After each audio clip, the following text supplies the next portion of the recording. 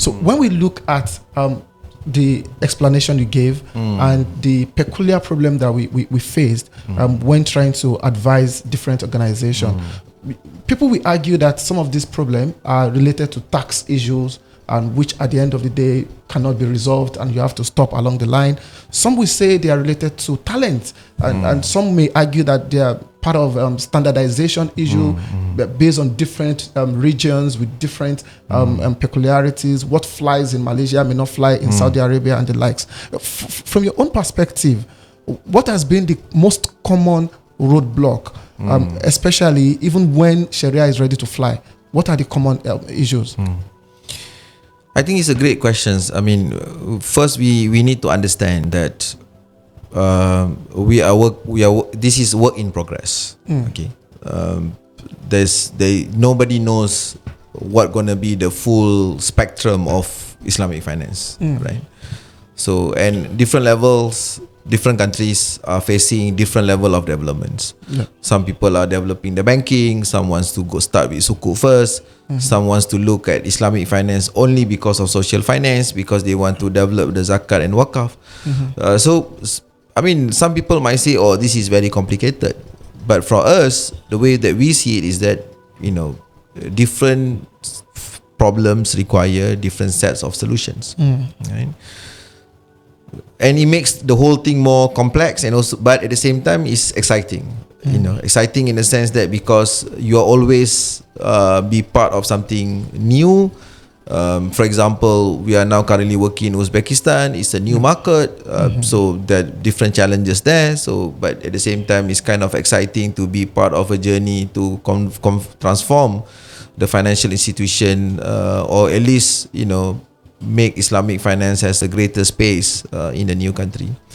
So coming back to your questions of, like, you know, what would be the biggest challenge? I think would be the will of wanting Islamic finance. I think it's not about, oh, Sharia is complicated, you know, doing something new is complicated. I mean, all these things are human problems, and it can be solved by humans. You know, and it's not a rocket science, because we have done it in many parts of the world, like Malaysia, and some countries are more advanced than the others. So as long people have the will and understand the value proposition of Islamic finance, I guess the rest become easy. I just give you an example. Okay, let's say taxation is a problem. Because in Islamic finance, sometimes you have double taxations, because you have contract that require selling and buying. So if there is a will, you can come out with a law that says that, you know, in when it comes to Islamic finance, you know, tax exemptions can be given. You know, at least you are only charged once, just to make sure that you are at the same par, you are at par with the conventional finance, right? So all these are actually human problems that can be solved by the will of humans. Okay. And sometimes people say, oh, you know, technology and everything. But I guess today we are living in the world of abundance of technology. Okay, so technology is no longer an issue. It's just a matter of how well that you want to use the technology. So I would probably say it's the political will. So political will can be one side, but on the other side, the demand. So if people really want Islamic finance, then the supplier, in this case the government or the financial institution, got no choice other than to offer Islamic finance. Because it's not only we are talking about the right value proposition, but at the same time we are also saying that it can be profitable too. No one is saying that you need to sacrifice your profit just because you do Islamic finance. Right? So that would be my argument, in the sense that, you know, the ecosystem has matured, not to the level of conventional finance, but we are getting there. We have a lot more experience. We know the do's and the don'ts. You know, we know what is working and what is not working. Although it's not a perfect, as I say, it's always a work in progress. But I guess we are getting there, and we just need support from more Muslim countries to do Islamic finance. We need support from more Muslim countries. And now when we look at the countries now in trying to create an exponential of it, when we look at the private versus the government, many a time you advise the banks, but now you're advising governments, ministries. Those are the ones you are speaking to now. And this speaks to their own peculiar problem as well, where you could be at times the combination of trying to choose between commercialization and compliance now. How have you been able to, or have you at any time at governmental level, because you are moving, just like you mentioned about Uzbekistan. Before Uzbekistan, you were also somewhere in Africa as well. So when we look at all of these lessons learned from this diverse market, when faced with challenge of choosing between commercialization and compliance, and the government, now in the case of government, how will you be able to walk through on those eggshell? You see, there are two ways of looking at these problems, or I would say to answer your questions. You see, compliance is a process. You know, eventually we will get it right. You know, because it's something that we learn from the mistakes. And you know, all this non-Sharia compliance and deliberation, all these resolutions will eventually make our so-called human power to comply become better and better. Right? So I don't think that compliance is a big issue. It's a dynamic process, but it's something that I would say within our control. Okay. But a lot of people think being compliant is a sufficient to do Islamic finance, you know. But I would say it's a necessary condition, but it's not sufficient. So when we speak to the government, you know, we don't go and tell them that, listen, you know, you need to do all these processes, you need to establish the governance framework, you know, come up with the right people, you know, and so on and so forth. So we don't start with, oh, okay, you like Islamic finance, you need to do 10 things. You know? But that's not how you convince people. You convince people by telling how Islamic finance actually have transformed the nation building process. Take Nigeria for example, right? Sukuk has been very successful in Nigeria. You know, in fact, if you drive in Nigeria, their highways and everything, they will like put a billboard and says that, you know, this project is actually funded by Sukuk 4, Sukuk 6, 7, like that. So it really shows that, you know, we are not talking about Islamic finance just because, you know, it's halal, but we are talking about Islamic finance because it's transformed things. You know, because there is a governance, there is a compliance, there is accountability, there is a need to make impact. So people can see, because, you know, any government, I would say any right government, always want to develop the countries, you know, always want to make the life better for its people, right? So we show progress. You know, for example, in the context of Malaysia, for example. So if people ask me, okay, what if Islamic finance asset is about 50%? I say, you know, is it significant to be at 50%? I say yes, because now we are as good as conventional. So now our bargaining power in terms of policy decisions and everything as important as the conventional side. Right? So if I'm in Islamic and I'm sitting in the front or, you know, opposite of a conventional guy, I have equal footing. So I have the right to demand whatever that the conventional is demanding as well. So now with the same power, then we said, okay, let's now compete on who's having a better value propositions. So for example, when it comes to Islamic banking, I can say that, okay, when Islamic banking, you know, you don't like, you cap on penalty, right? And you have a product that, for example, you don't compound on interest, or you don't compound on late payment, for example, right? And then you said, okay, you only invest in, you know, companies that really show positive impact to the society. You know, you don't invest, let's say, in sin companies, all right? So the question is that, is this better for the society? So the debate is no longer who's bigger and who's smaller. The debate between Islamic and conventional is more of who exactly has a greater value proposition, right? And impact and so on and so forth. So I'm not saying that we should really compete with conventional. I'm just saying that let us run in parallel and see, you know, who's actually doing better and who has a better story to tell to customers. And our customers, with the right awareness and also education, and they will figure out, you know, maybe I should do Islamic. Not just because it's Islamic, because I feel that they actually wants to do the right thing. Of course, this notion that Islamic finance is just similar as conventional, they are just changing the names and contracts. Eventually, it's the same. Yeah. I mean, we can continue talking about this, but rather than look at the form itself, I think it's also important that we understand, in principle, what we are trying to achieve with Islamic finance is substantially different as compared to what the conventional finance is trying to achieve, at least at the principle level. At least at the principal level. But again, I want to draw you back to some of your memories. I mean, when we take a step back around 2017 up until 2021, you were in Brunei, working on the Brunei Belief project. That is a jurisdiction not so big compared to some other market where you were building from ground up structures and the likes. Looking at the current day and other new entrants like Ghana, like Pakistan, where we would say some other places where conventional has thrived for several years, they're just trying to come up with. From your experience, for those new markets trying to advance, what will you say will be the best way to go forward in terms of setting their foot out? What should they build first before building other things? Because putting into perspective, many people will come to Malaysia to shop on different structures, different know-how and experts, and flipping in a, if you call it maybe copy paste or mirror effect.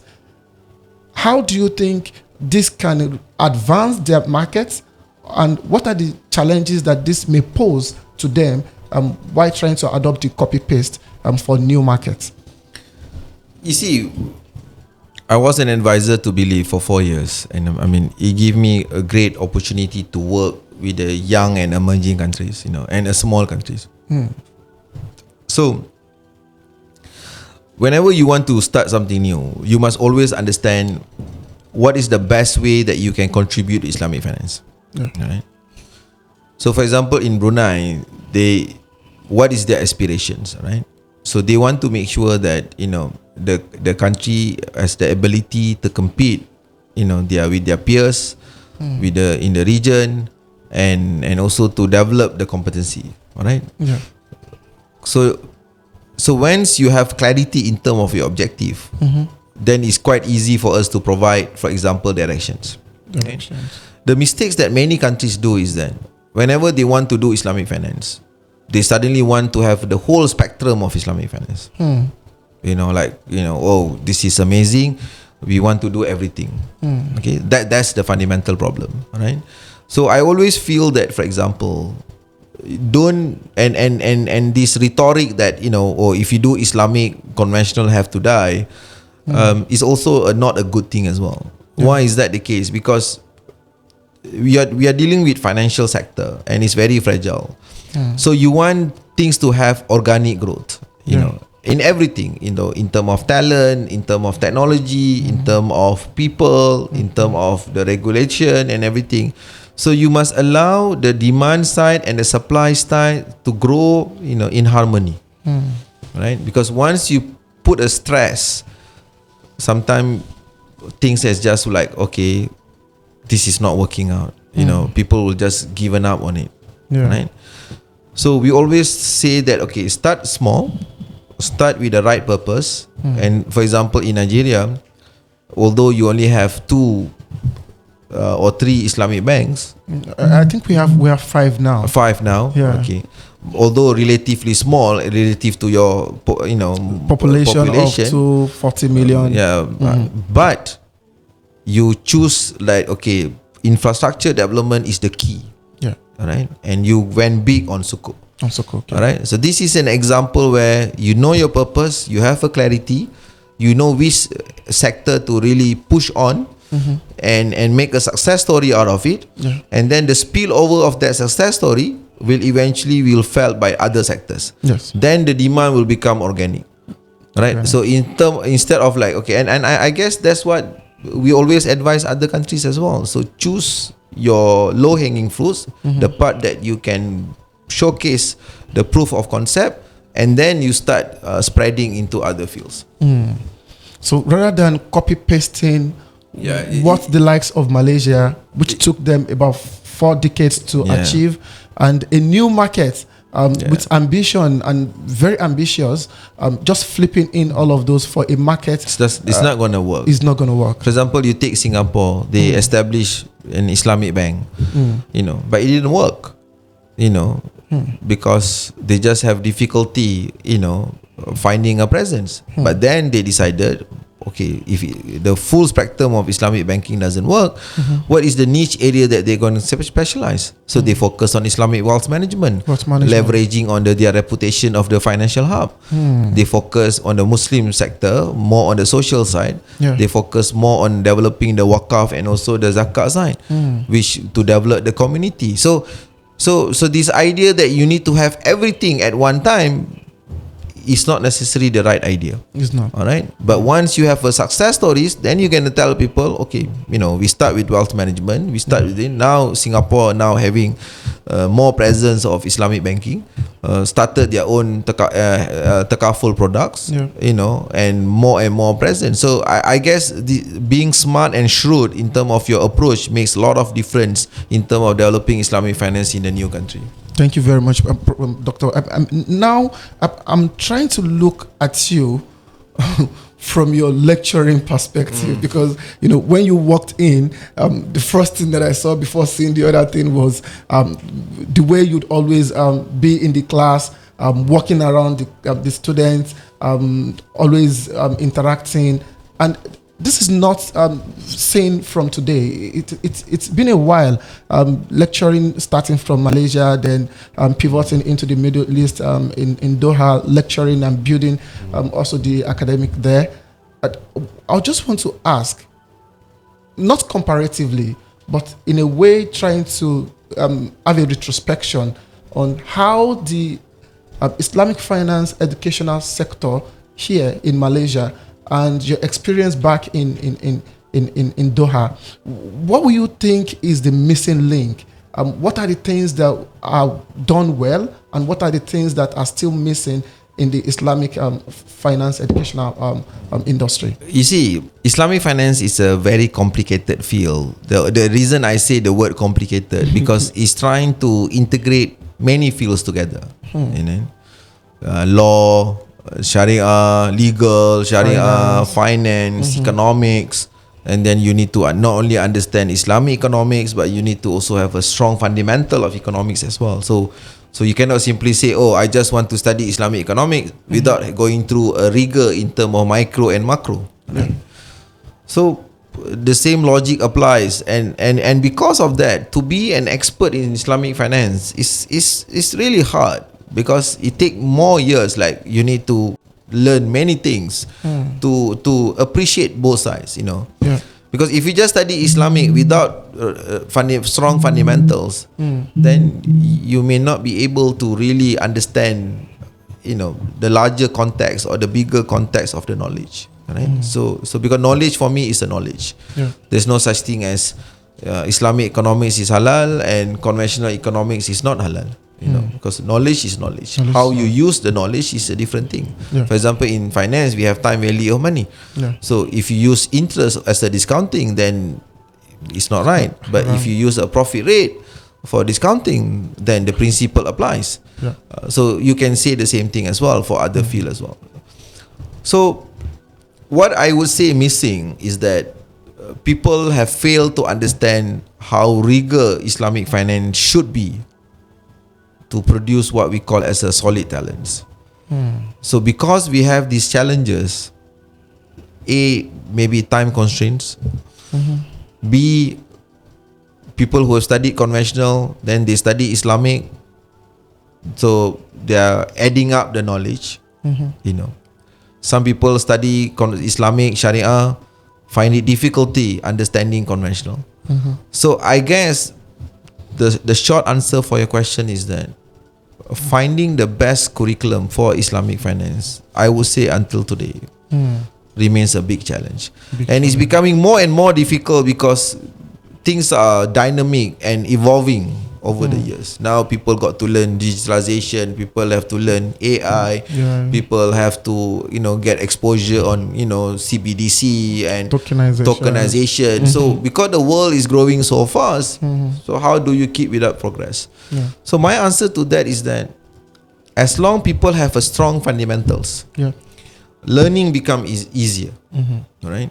So instead of teaching everything to our students, so I think we need to go back and really focus on to build a solid foundation in the important domain in Islamic economics and finance. Let people learn according to their specializations. And learning should be continuous. Not everything should be learned in the classroom. And learning should be liberalized in the sense that you can learn wherever you want, however you want, whatever you want, in the best way that fits you. So I think the curriculum have to change. Not everything should be done within the university.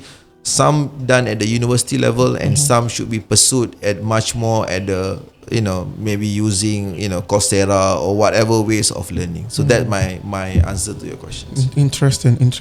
Doctor, if I am, for example, a listener right now watching this podcast, one thing that will come to my mind is, this is the CEO of ISRA Associates, and is an employer of labor. If you would want to advise me, for example, who is perhaps, I want to take a job at I'm not taking a job. I want to take a job at ISRA, for example. What is the skill that you have seen missing from new graduates when it comes to you reviewing applications, CVs, and even beyond the CV, after you've done the recruitment, what are the skills that you see missing? Maybe one or two, which our listener can benefit from by improving on that. You see, when it comes to being a consultant, right, there are two things that really matters. One is your technical competency. Technical. Okay. So that one is very hard for us to judge, like whether somebody has a strong technical competency or not. Normally we look at the experience, what you have done, what are the projects that you have performed, what are the projects that you have completed, and we make assumptions that, okay, you have certain level of technical competency. Okay. But what is really important that, beyond technical competency is actually how, let me sum it up in using the word, how you carry yourself. Right? I think sometimes people use the word, there must be a certain classiness when it comes to being a consultant. So when I say classiness, means that, how you carry yourself, how you communicate, how you manage a project, how you actually decipher a problem, because sometimes problem is complex. So if you look at it in totality, you may not be able to solve it. But if you able to break down the problems, let's say, okay, this problem I break down to 5 layers, and this one I approach this way, this one I approach this way, this one I approach this way. So those are important skills. Okay? Because you are dealing with clients, and clients want surety that confidence. They want to know that they are dealing with somebody who actually capable and able to guide you in the right way. So that is the challenge, and it's not easy for us to find the right talent. But but the process will continue. Alhamdulillah, we have a good team. And we hoping that we will be able to become a global player when it comes to consultancy, especially in the field of Islamic finance. Thank you.